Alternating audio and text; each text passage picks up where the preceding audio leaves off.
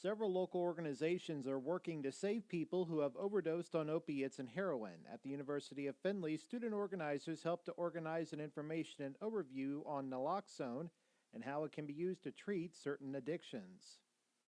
This event was honestly, it was a lot of hard work, but it's been incredible. And there's been so much interest and so much collaboration.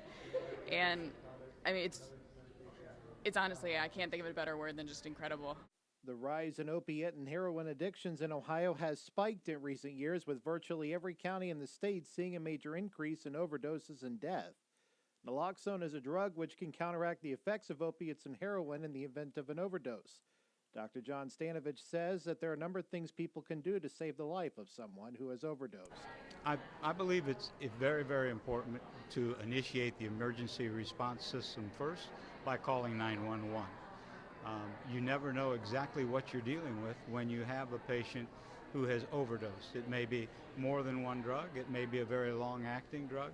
So I think it's important that you initiate the emergency response system.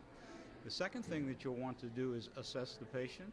You'll want to check airway to make sure that there's nothing obstructing the airway. And if the patient is unconscious but has a very shallow breathing or has a gurgling sound, you want to administer naloxone right away to that patient.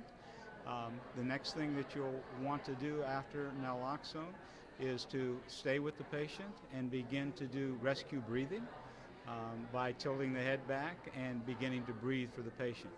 The major problem that these patients, and we're talking strictly an opiate overdose, the major problem these patients have is they stop breathing. So it is very, very important that you initiate the 911, you call 911, you administer naloxone, and you help them, support them in breathing.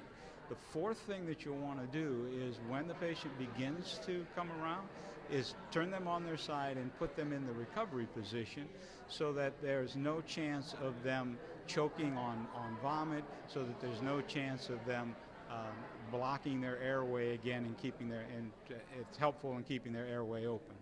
Noting that even people from outside of the county were in attendance, Willis hoped that some were able to walk away with some knowledge.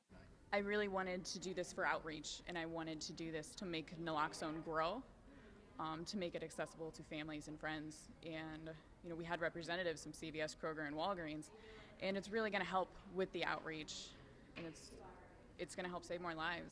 Hancock Public Health offers naloxone kits to the public. For more info, contact the Hancock County Health Department.